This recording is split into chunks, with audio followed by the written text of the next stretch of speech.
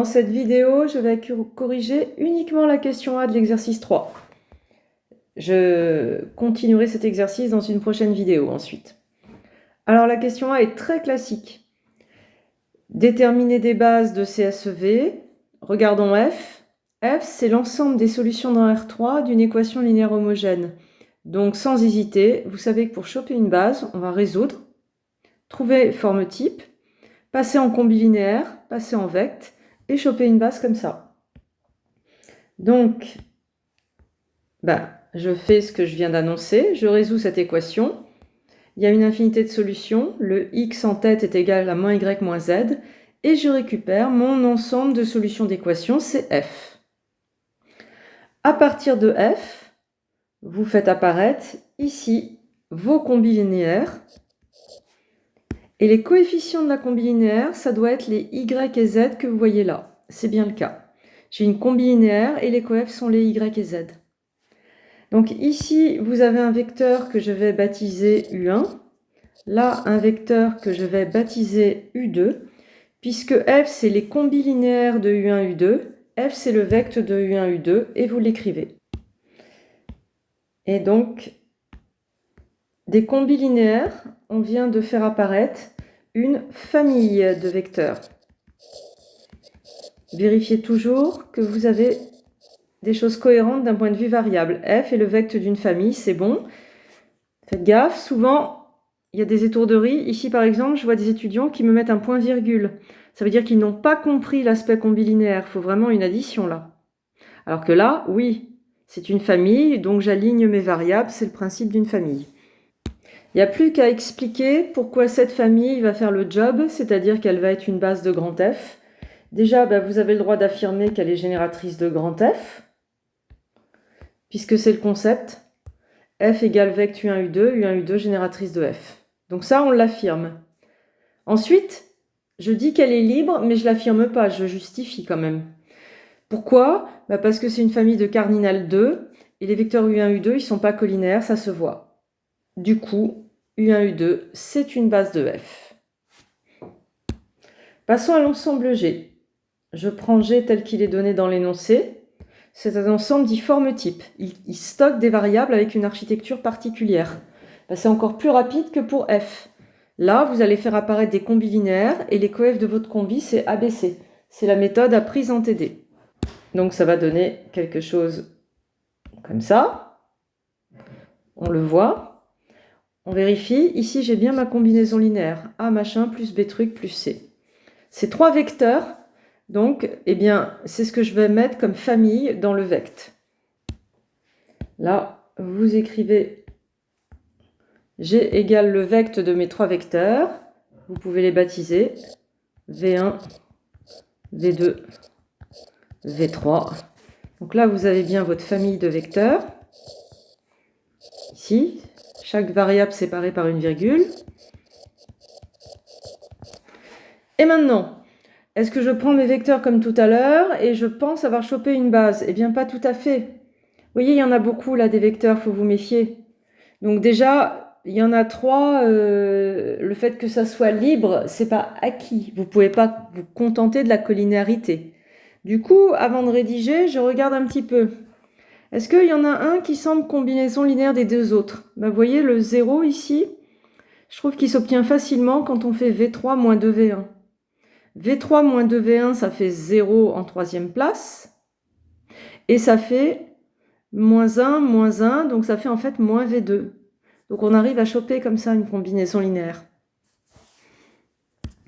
Si vous ne le voyez pas quand vos vecteurs sont juxtaposés comme ça, tentez de les écrire les uns sous les autres. Parfois, on voit mieux.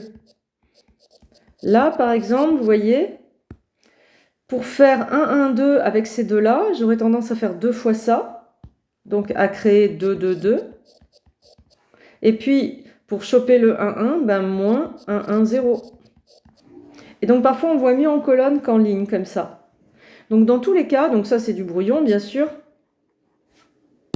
Et vous arrivez à voir que la variable que j'ai baptisée V3 ici est égale à 2 fois la variable V1 moins V2. Donc, perdez pas de temps, cette famille, elle ne peut pas être une base de G. On réduit G. en supprimant ce vecteur V3 qui est combinaison linéaire des deux autres. Et là, cette fois, je récupère V1, V2, il n'y a que 2 vecteurs, ça se voit que c'est libre, donc on peut rédiger. La famille V1, V2, elle est génératrice, elle est libre, et donc c'est une base de G. La question suivante, c'est de déterminer une base de l'intersection.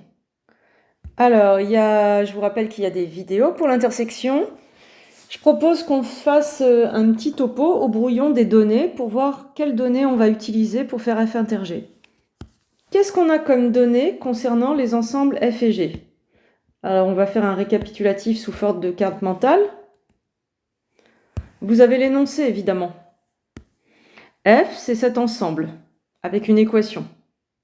Et vous avez travaillé avant, vous avez chopé vect U1, U2, où U1 c'est ce numérique-là, U2 c'est ce numérique-là, et ça fait une base. G, vous avez l'énoncé, un ensemble forme type, et vous avez chopé vect V1, V2. Comment on fait en général pour trouver F inter G?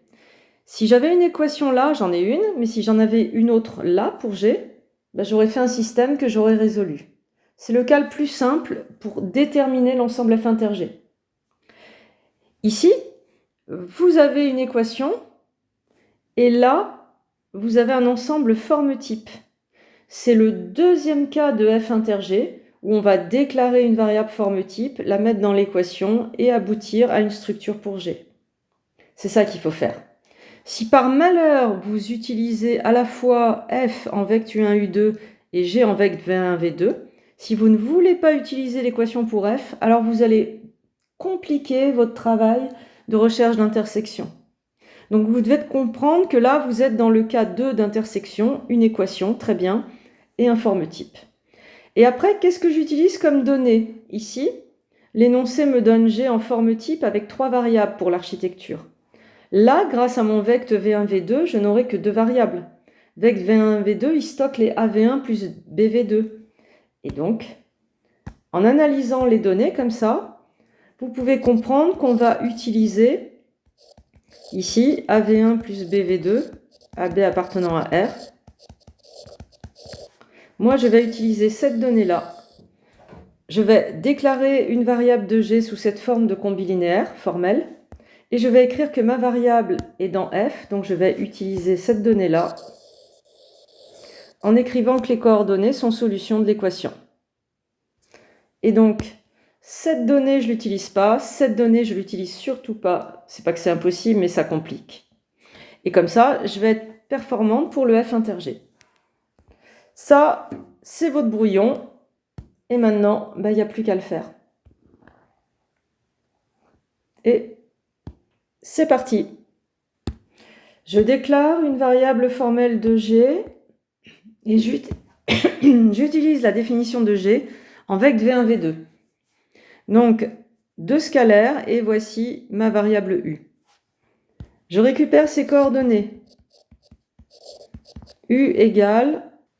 Donc, pour récupérer ces coordonnées, je vais chercher les valeurs numériques des variables V1, V2 et je récupère ça. La variable V1, c'est 1, 1, 1. La variable V2, c'est 1, 1, 0. Et donc, je récupère en expansion mon triplet U, A plus B, A plus B, A. Et maintenant, je réfléchis. Cette variable dans F inter G, qu'est-ce que ça veut dire? Ça veut dire que ces coordonnées vérifient l'équation qui caractérise F. Donc, avec x égale A plus B, y égale A plus B et z égale A, eh bien, on va faire le x plus y plus z égale à 0. Ça donne A plus B, le x de U. Avec y égale A plus B, j'ajoute. Et son z, A, égale à 0. Encore une fois, j'affirme pas, je réfléchis, d'où le symbole équivalent. Je continue à réfléchir. Qu'est-ce que ça veut dire ma variable U dans F inter G? Ça veut donc dire que 3A plus 2B égale à 0. Et donc, ça veut dire que, par exemple, la variable B est égale à moins 3,5 de A. Et donc, ça veut dire que ma variable U, elle est égale à, je calcule A plus B, A plus B, A, mais cette fois, je remplace B par moins 3,5 de A. A moins 3,5 de A, A moins 3,5 de A, A. Et on récupère moins 1,5 de A, moins 1,5 de A, A. Et donc, on revient à notre ensemble f inter g. Il stocke. U, c'était juste une variable, mais formelle. F inter g, il stocke tout ça.